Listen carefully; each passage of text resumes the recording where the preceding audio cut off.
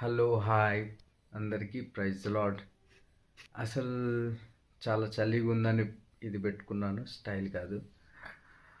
అసలు దేవుని సువార్తను, దేవుని నమ్ముకోండి అని ఎందుకు మనం చెప్పాలి ఇతరులకి?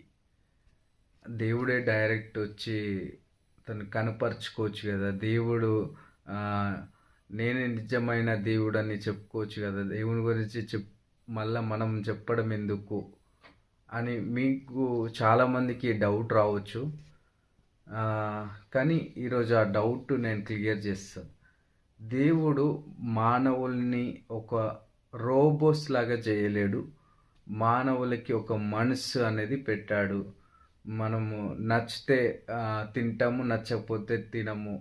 మనం నచ్చితే ఏదైనా నచ్చితేనే చేస్తాము, నచ్చకపోతే చేయము. ఇట్లా కోపము, బాధ, ఇట్లా ఫీలింగ్స్ అన్నీ మనకి ఉన్నాయన్నమాట. అయితే దేవుడు మనుషుల్ని ఒక రోబోలక చేయలేడు. మనకంటూ ఒక ఫీలింగ్స్ ఉన్నాయి. అలాగనే దేవునికి ఒక ప్రిన్సిపల్ ఉంది. ఏంటిదంటే ప్రతి ఒక్కరూ మనం చెప్పాలి, వాళ్ళు నోటితో ఒప్పుకోవాలి. అది సో ఆ ప్రిన్సిపల్ అనేది దేవునికి ఉంది అన్నమాట. మనం చెప్పాలి, వాళ్ళ నోటితో విశ్వాసంతో ఒప్పుకోవాలి. అప్పుడే దేవుడు వాళ్ళ జీవితంలోకి వస్తాడనమాట. బలవంతంగా దేవుడు ఎవ్వరిని బలవంతం చేయడు. దేవుడు ఎవ్వరిని బలవంత పెట్టాడనమాట. సో దేవుడు మంచివాడు గనుక ఎవ్వరిని బలవంతం పెట్టాడు.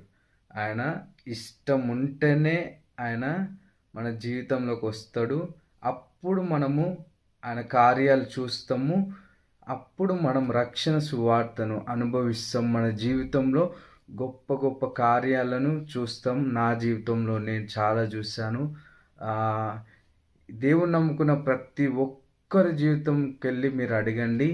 వారి జీవితంలో ఖచ్చితంగా దేవుడు నాకు ఇది చేశాడు, ఇది చేశాడు. నా జీవితం ఇంతకుముందు వేరేగా ఉండే, ఇప్పుడు నా జీవితం వేరేగా ఉంది.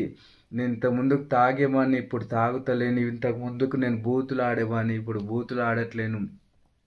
ఇంతకు ముందుకు నేను మనసు అంతా చెడుతో నిండిపోయింది, ఇప్పుడు నా మనసు అంతా పరిశుద్ధంగా ఉంది అని చెప్తాడు. అదే దైవ కార్యము. మనము ఒక ఒక బిర్యానీ, ఒక హోటల్లో బిర్యానీ బాగుంటుందంటే అది తిన్నవాడికే తెలుసు ఆ టేస్ట్ ఎలా ఉంటుందో. సో దేవుని కూడా మనము ఆయన ఆయన ఎలాంటి కార్యాలు చేస్తాడు, ఎలా ఉంటాడు, ఆయన ప్రేమ